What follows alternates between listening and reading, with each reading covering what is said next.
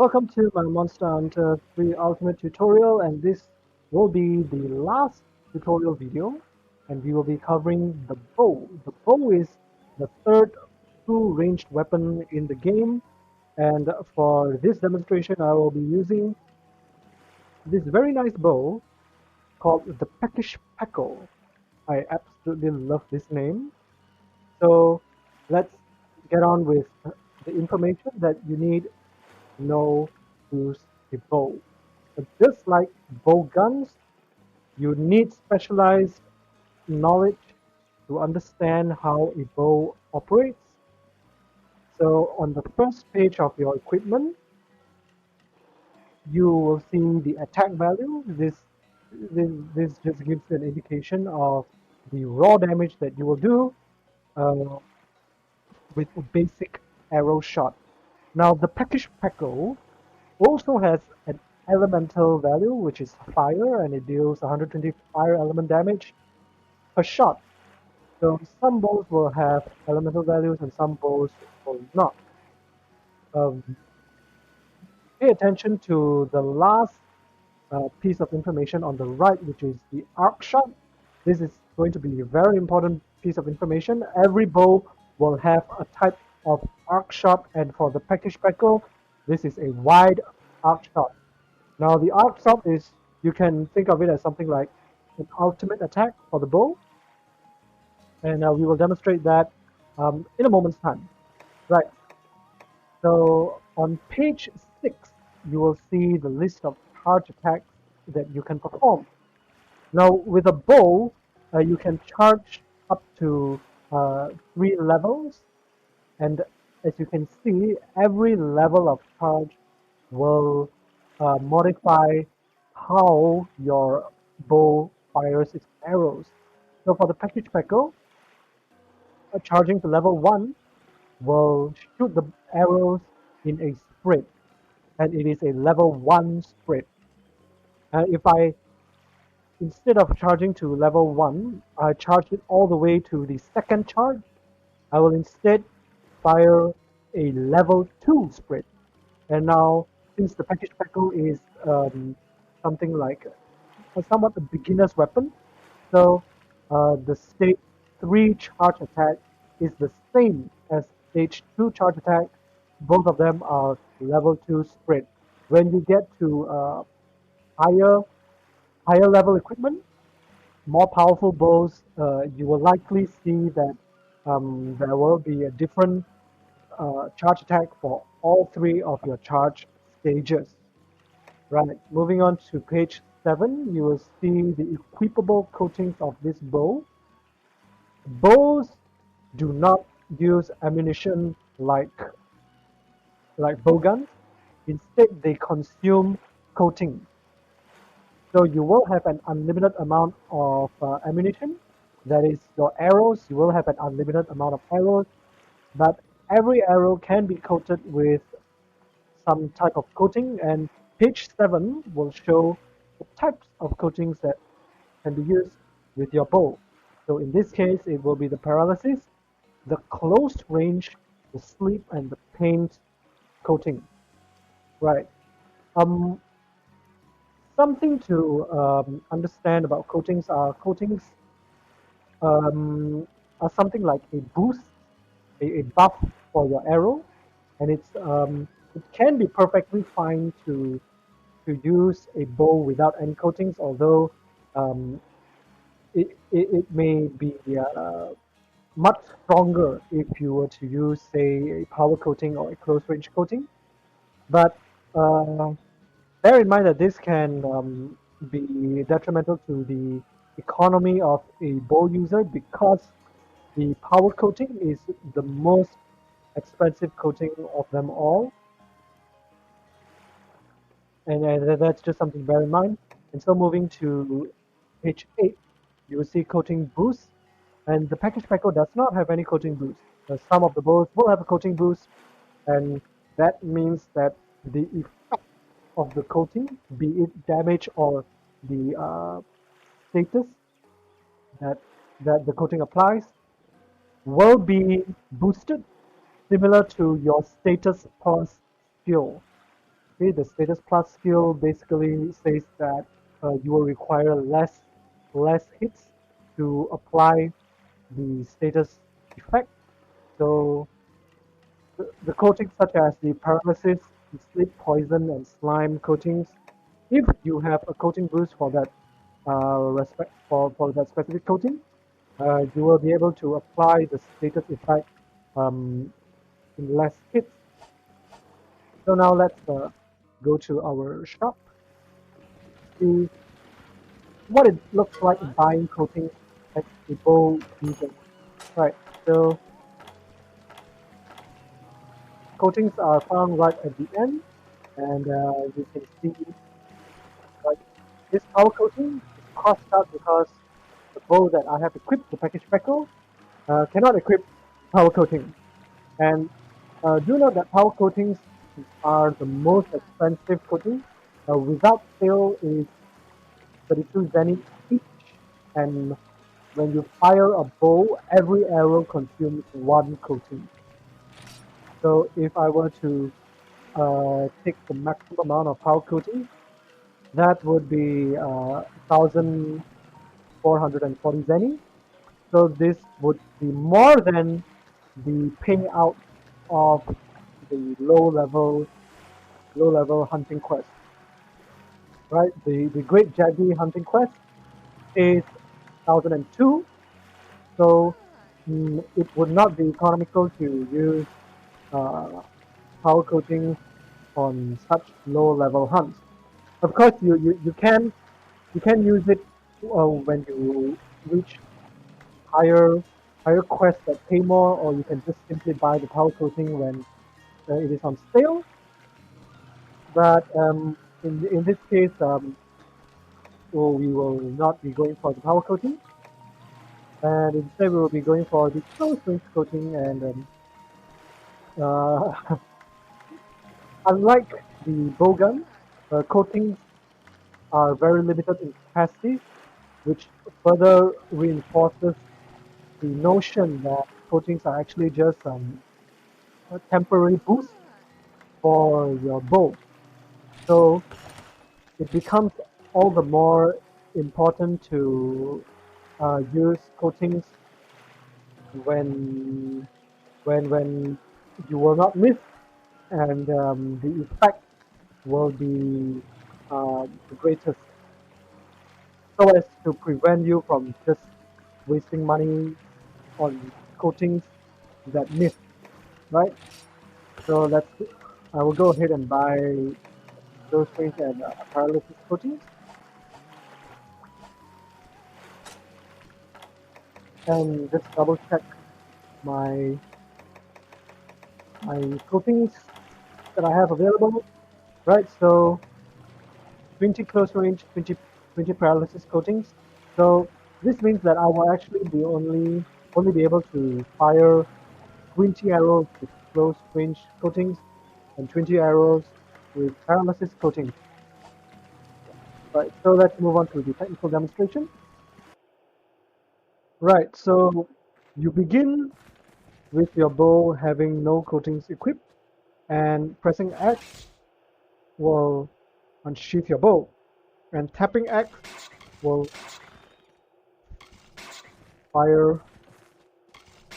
I have no idea why it's firing 3 arrows.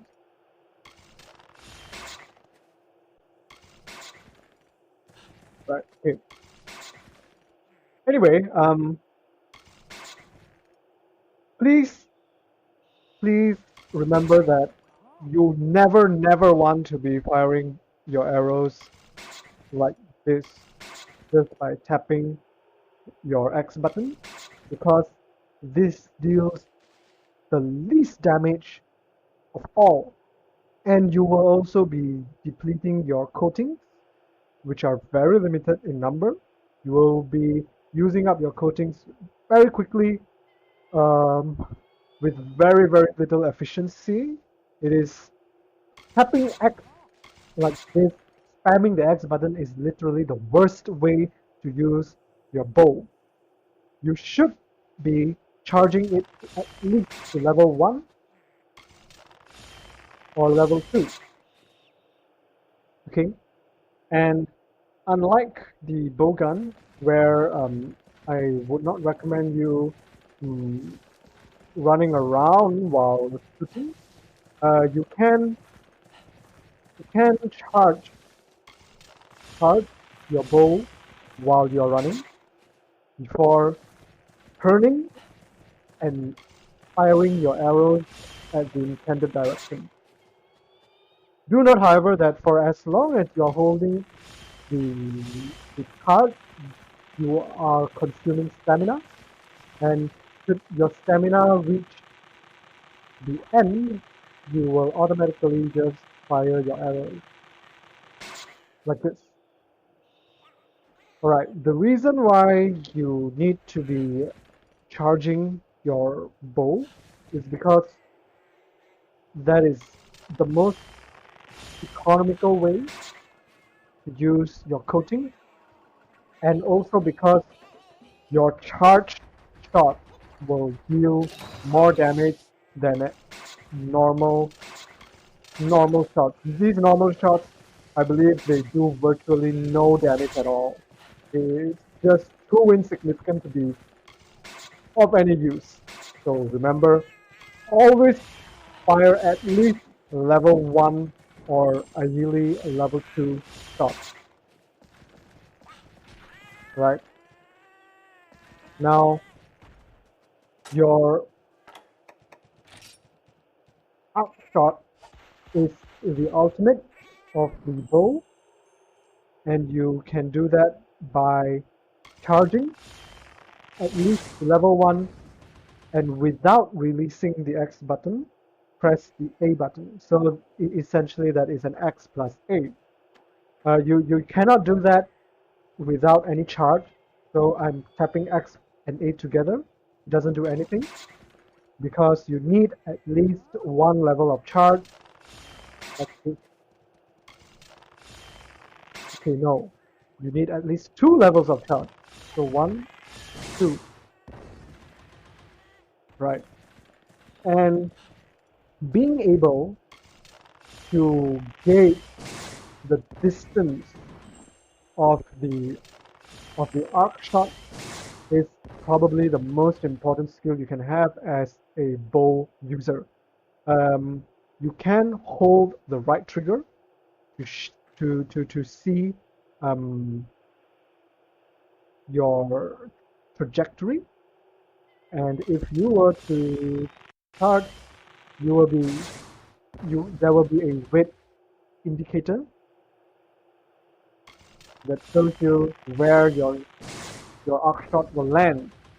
But it is always better to commit this distance to memory, because in the heat of the battle you will not want to be relying on this indicator for deciding whether your arc shot is in range or not. You want to be able to commit it to memory so that you can just snap to a direction and just unleash the arc shot.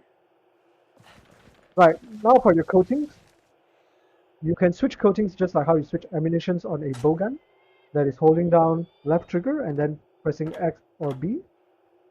Once you highlight the coating, it will not be equipped. You have to press X and A together with your bow unsheathed. So with your bow out, X and A, right. And this shows that I have equipped 20 of my close range coatings.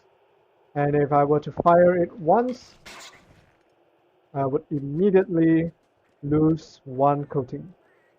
So you never need to reload as a bow user, but every shot will just deplete your coatings quickly.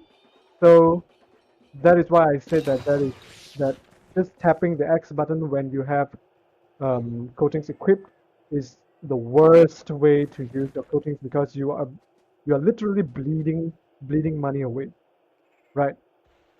You can unequip coatings by switching to no coating, and just like the bowgun, if you were to say highlight a different coating, your current coating will immediately be unequipped.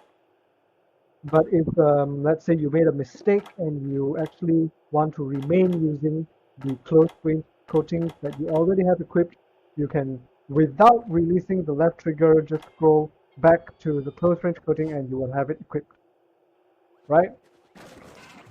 So that is basically all there is to know about the bow. It is very simple to understand, but the execution will be a bit tricky.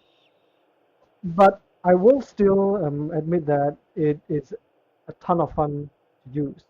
So let's go ahead to our demonstration against the Great Jackie. Right, at the start of the quest, you can equip your paint coating so that you will be able to mark the monster immediately when you see him.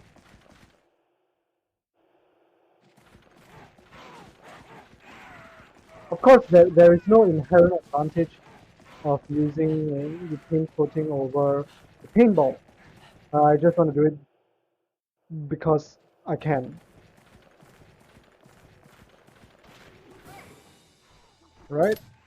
So here we are. Right. Yep. Right. And he's marked.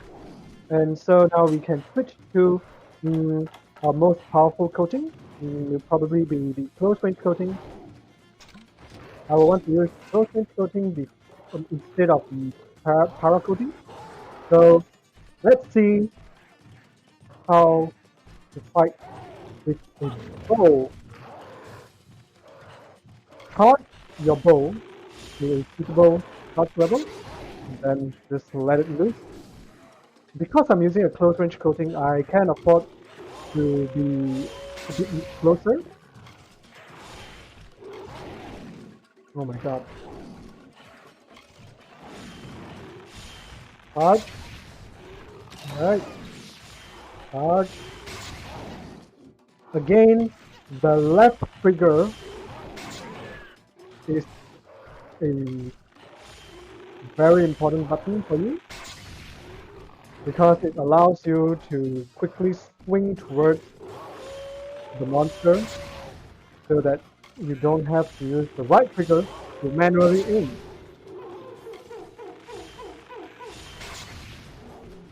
Right. As a bow user, oh my god. As a bow user, you want to be firing as frequently as possible.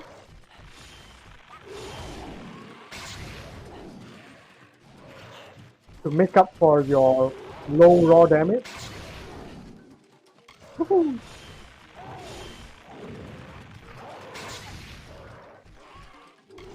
Always be mindful of your stamina. Make sure that you are not charging for too long.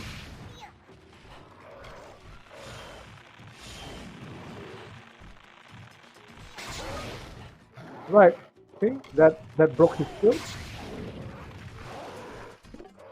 And I believe I'm almost out of coatings. Here, he's running away, and as a ranged user, you can slap him. Right. So he's gone, and now is a wonderful opportunity to switch to my para coating. So with the para coatings, with enough hits, you will become paralyzed.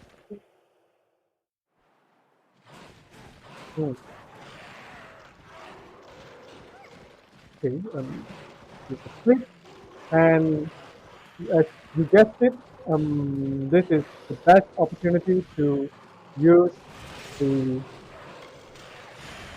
arc shot. So, right, that I think that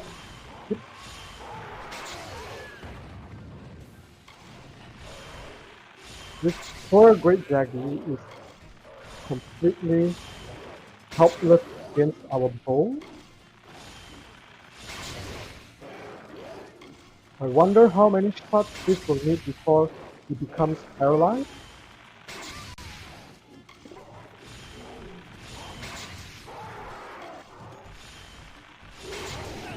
Is he going to get paralyzed? I don't know. Right, there. He's paralyzed. So we can just wail on him. And I believe by now there's no point to use the paralysis coating anymore because his resistance towards the paralysis has probably increased. Right, that was very fast and very fun. So, I guess there's not much to say about the bow. Use your coatings wisely. Don't miss with your coatings, and don't spam your X button. Always be firing charge shots, at least charge level 1 or 2. And if you know that the monster is going to be stationary for or in a predictable location for a long amount of time, you can use your arc shot.